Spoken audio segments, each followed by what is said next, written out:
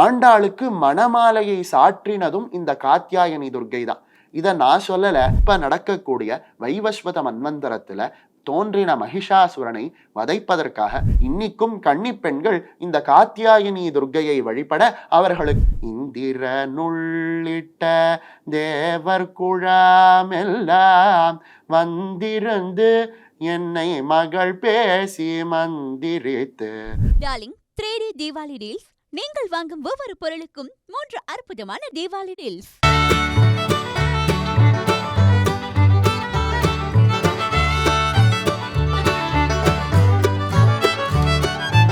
குமுதம் பக்தி நேயர்களுக்கு வணக்கம். நவராத்திரியனுடைய 6வது நாள் நாம துர்கா தேவிய காத்யாயனி அப்படிங்கிற வடிவத்துல வழிபடுறோம். இந்த காத்யாயனி தேவியானவள் பலருக்கும் ரொம்ப பரிச்சயமான தேவி. சொல்ல போனா கிராமப்புறங்கள்ல காத்தாயி அப்படின்னு சொல்லப்படக்கூடிய ஒரு அம்மனை வழிபடுவாங்க. அந்த காத்தாயி அப்படிங்கிற அம்மன் யாரு அப்படின்னா காத்யாயனி துர்க்கையை தான் அவர்கள் காத்தாயி என்ற வடிவத்துல வழிபடுறாங்க அப்படிங்கிறத ஆராய்ச்சியாளர்கள் சொல்லியிருக்காங்க.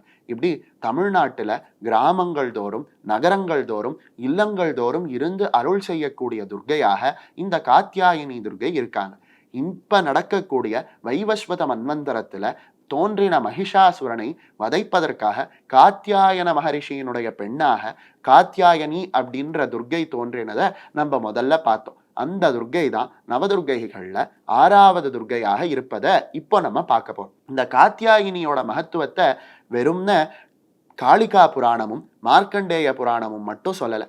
சொல்லப்போனா வைஷ்ணவர்களினுடைய புராணமாக, அதாவது திருமாலை பூஜிக்கக்கூடியவர்கள் உயர்ந்ததாக கருதக்கூடிய பாகவத புராணத்துல கூட இந்த காத்யாயினி துர்க்கையினுடைய மகத்துவம் சொல்லப்பட்டிருக்கு. என்ன அப்படின்னா, கோகுலத்துல இருந்த கோபிகைகள் அத்தனை பேருக்கும் கிருஷ்ண பரமாத்மாவே தன்னுடைய கணவனாக வர வேண்டும் அப்படின்னு ஆசை இருந்ததா. அதனால அவர்கள் அத்தனை பேரும் யமுனா நதி தீரத்துல மார்கழி மாதத்துல மண்ணால, அதாவது யமுனை நதி தீரத்துல இருக்கக்கூடிய ஆத்து மண்ணுல காத்யாயனி துர்க்கையினுடைய வடிவத்தை செய்து மார்கழி 30 நாளும் அந்த காத்யாயனி துர்க்கையை வழிபட்டு அந்த காத்யாயனி துர்க்கையினுடைய அருளால கிருஷ்ண பரமாத்மாவினுடைய அருளை பெற்றார்கள் அப்படின்னு வைஷ்ணவ புராணமாக, அதாவது திருமால் அடியார்கள் பூஜிக்கக்கூடிய புராணமான பாகவதமே சொல்லுது. அது மட்டும் இல்ல, 12 ஆழ்வார்கள்ல ஒருத்தராக, அந்த ஆழ்வார்கள்ல ஒரே ஒரு பெண் குட்டியாக இருக்கக்கூடிய ஆண்டாளும் இந்த காத்யாயனி துர்க்கையினுடைய பெருமையை சொல்லியிருக்காங்க. எப்படி அப்படின்னா, ஆண்டாள் கோபிகைகள் போல கிருஷ்ணனை தானும் கணவனாக அடைய வேண்டும் அப்படிங்கிறதுக்காக கோபிகைகள் எப்படி மார்கழியில விரதம் இருந்தார்களோ அதை போலவே ஆண்டாளும் மார்கழியில விரதம் இருக்காங்க. இப்படி ஆண்டாள் மார்கழியில விரதம் இருந்த பொழுது கனவுல அவர்களுக்கு கிருஷ்ண பரமாத்மாவோட திருமணமாகுது. அப்படி திருமணமானதை அவர்கள் அற்புதமாக வாரணமாயிரம் அப்படின்னு சொல்லப்படக்கூடிய நாச்சியார் திருமொழியாக பாடுறாங்க. இப்படி கோபிகைகள் எப்படி காத்யாயனி பூஜை செய்து கிருஷ்ண பரமாத்மாவை கணவனாக அடைந்தார்களோ அதை போலவே ஆண்டாளும் கிருஷ்ண பரமாத்மாவை கணவனாக அடையறாங்க இல்லையா. அப்படி கிருஷ்ண பரமாத்மாவை கணவனாக ஆண்டாள் அடையும் பொழுது, அவர்களுக்கு கல்யாணம் ஆகும் பொழுது, அந்த கணவனினுடைய தங்கச்சி அவர்களுக்கு மணமாலை சூட்டணும் இல்லையா. இந்த உலகத்துல இருக்கிற வழிமுறை என்ன அப்படின்னா, ஒரு கல்யாணம் நடக்குது அப்படின்னா அந்த மாப்பிள்ளையோட சகோதரி மணமாலையை அந்த பெண்ணுக்கு சாற்றுவாங்க. அந்த வகையில ஆண்டாளுக்கு மணமாலையை சாற்றினதும் இந்த காத்யாயனி துர்க்கை தான். இதை நான் சொல்லல, ஆண்டாளே சொல்றாங்க. இந்திர நுள்ளிட்ட தேவர் குழாமெல்லாம் வந்திருந்து என்னை மகள் பேசி மந்திரித்து மந்திர கோடி உடுத்தி மணமாலை அந்தரி சூட்ட கண கண்டேன் தோழினான். மணமாலை அந்தரி சூட்ட கணா கண்டேன் தோழினான். அபிராமி அந்தாதி படித்தவர்களுக்கு தெரியும், மகிடந்தலை மேல் அந்தரி அப்படின்னு அபிராமி பட்டர் சொல்லுவார். மொத்தத்துல அந்தரி அப்படிங்கிற வார்த்தை மகிஷாசுரனை வதம் செய்த துர்க்கையை குறிக்குது. அந்த வகையில மகிஷாசுரனை வதம் செய்த காத்யாயனி துர்க்கையே ஆண்டாளுக்கு மணமாலை சூட்டினதாக ஆண்டாளே சொல்றாங்க. அதனாலதான் இன்னிக்கும் திருமணமாகாத பெண்கள் இந்த காத்யாயனி துர்க்கையை வழிபடுறாங்க. அதுவும் முக்கியமாக ஒரு ஸ்லோகம் சொல்லி வழிபடுவாங்க. காத்யாயனி மகாமாயே மகாயோகின்யதீஸ்வரி நந்தகோபசுதம் தேஹி பதிம்மே குருதே நமக என்று சொல்லக்கூடிய இந்த ஸ்லோகத்தை அவர்கள் பல ஆயிரம் தடவை ஜபம் செய்வாங்களாம். இந்த ஸ்லோகத்துக்கு என்ன அர்த்தம் அப்படின்னா, நந்தகோபசுதம் தேஹி, நந்தகோபரினுடைய பையனான கிருஷ்ணனை போல அற்புதமான ஒரு கணவனை எனக்கு கொடுக்க வேண்டும் அப்படின்னு இன்னிக்கும் கன்னி பெண்கள் இந்த காத்யாயினி துர்க்கையை வழிபட அவர்களுக்கு மனம் போல மாங்கல்யத்தை கொடுக்கக்கூடிய துர்க்கையாக இந்த காத்யாயினி துர்க்கை இருக்காங்க.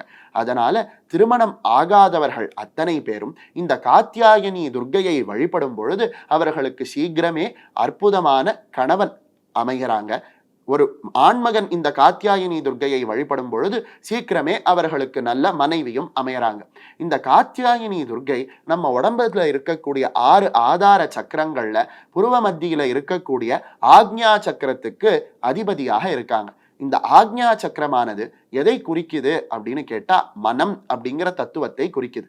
மனம் அடிக்கடி அலைப்பாயக்கூடியவர்கள், மனதால் ஒரு விஷயத்தை நினைக்க முடியாதவர்கள், மனதால் பலவிதமான இன்னல்களை அனுபவிக்கக்கூடியவர்கள், மனம் சம்பந்தமான வியாதி இருக்கக்கூடியவர்கள் இந்த காத்யாயினி துர்க்கையை வழிபடும் பொழுது அவர்களுக்கு நல்ல பலன் கிடைக்குது அப்படின்னு சொல்றாங்க.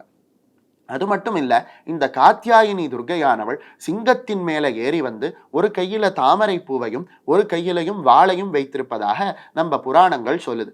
அம்பிகையினுடைய கையில இருக்கக்கூடிய வாளானது நம்மளுடைய பந்த பாசங்களை அறுத்து புனரப்பி ஜனனம் புனரப்பி மரணம் அப்படின்னு சங்கரர் சொன்னா போல திரும்பி திரும்பி பிறந்து திரும்பி திரும்பி இறந்து பிறவி கடல்ல நம்ம உழன்று கொண்டிருக்கிறோம் இல்லையா?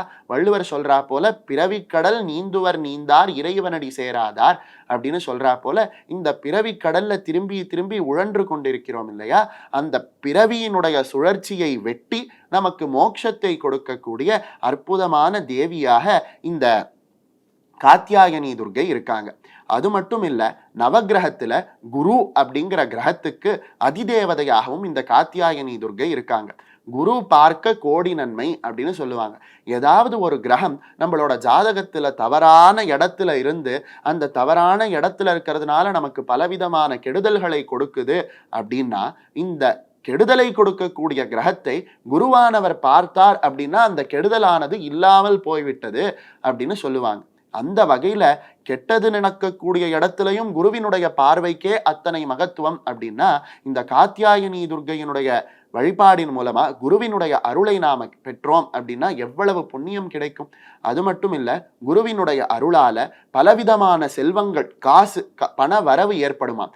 அதே போல குருவினுடைய அருளால நல்ல பிள்ளை பாக்கியம் ஏற்படுமா. இது அனைத்தையும் காத்யாயினி துர்க்கையினுடைய வழிபாட்டின் மூலமாகவே நாம் அடையலாம். அதனால நவராத்திரியினுடைய 6வது நாள் காத்யாயினி துர்க்கையை நாம வழிபடுவது பலவிதமான நன்மைகளை கொடுக்கும். லலிதா சஹஸ்ரநாமத்துல 556வது நாமமாக காத்யாயனி என்ற நாமம் வருது. அதனால இந்த நாமத்தை ஜபிக்கக்கூடியவர்களுக்கு பலவிதமான சௌபாகியங்களும் ஏற்படும் அப்படின்னு சொல்றாங்க.